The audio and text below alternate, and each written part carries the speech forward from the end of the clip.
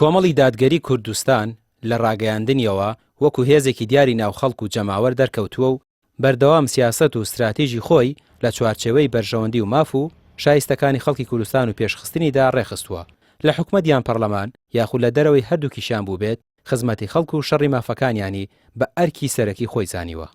بەگەڕانەوە بۆ ئەو ئامانجانەی کە ڕاپەڕینی بۆ کرا، خەباتی بۆ کرا، پێشمەرگایەتی بۆ کرا، فیداکاری و قوربانی بۆ کرا، ئامانجەکە ئەو بۆ کە ینی لە هەرێمی کوردستان حکوومەتێکی خزمەتگوزار دروست بێ کە خزمەتی گەلەکەی خۆی بکە، خزمەتی میلەتەکەی خۆی بکە.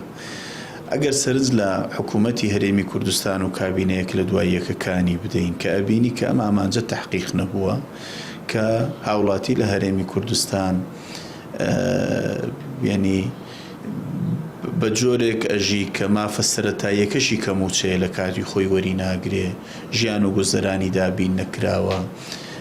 ستەم و بێدادیەکی گەورە لە هەرێمی کوردستان هەیە. ئەو ئەرکەیە کە ینی واجبی کردووە لەسەر هەموو هێز و لایەنە سیاسیەکان کۆمەڵیش لە ناویاندا پێی وابووە ئەرکێتی کەوەکو هێزێک لە ساحەکە، ئەو کاتەی لە پەرلەمانە، ئەو کاتەی لە حکوومەتە، ئەو کاتەی لە دەرەوەی حکوومەت و پەرلەمانە، وەکو هێزێکی سیاسی کە ئێستایە ئەبێ ئەو ئەدای ئەو واجبەی خۆی بکە.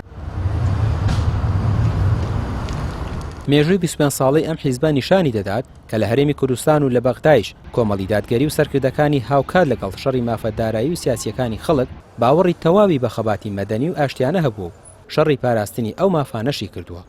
بێگومان کۆمەڵی ئیسلامی یەکێکە لەو حیزبە مرتەزیم و پابەندانەی کە تا ئێستا پابەند بووە بۆ بیر و باوەڕ بە و بنەمایانەی کە خۆی لەسەر بنیادناوە کە خۆی لەسەر پێگەناوە هەتا ئێستا الحەمدولیلا ئیلتیزامی تەواوی بە کارەکانیەوە بۆ ڕاستە تووشی چەند هەڵدێر و چەند بەرز و نزمیەک بۆ تووشی کە لە کەشەهەوای سیاسەتی وڵاتەیە تووشی چەندەها بڵێن بەرزی و نزمی و جۆرەها بڵێ پلەکانی گەرمەی سیاسەت و بەڵام هەرچی چۆنە بێ گەرێمە لە بواری کارەکانی ژیانە کە سیاست خۆی بە خۆی هەمووی بێمان و نەمانە بەر لە مشتێ ئەو بەڵام ئەم حیزب وەگەر حیزبێکی تر حیزبێکی سیاسی کار لە ڕێی سیاسەتەوە لە ڕێی حیزبەوە کە حیزب ئامانجنی ئامرازێکە ئەم ئامرازەی دانەوە بۆ خزمەتی کۆمەلگە بێگومان لە بوارەکانی تری ژیانە کە سیاست لە خزمەتی هەمویانە لە بواری ئابووری، لە بواری خێرخوازی، لە بواری تەندروستی، لە بواری کاری سیاسی و چالاکیۆمانەیە خواڵ ناگرێ تا ڕێدەیەک دوژمنان پێش دۆستان شایەتی بۆ کۆمەڵی ئیسلامیە دەن.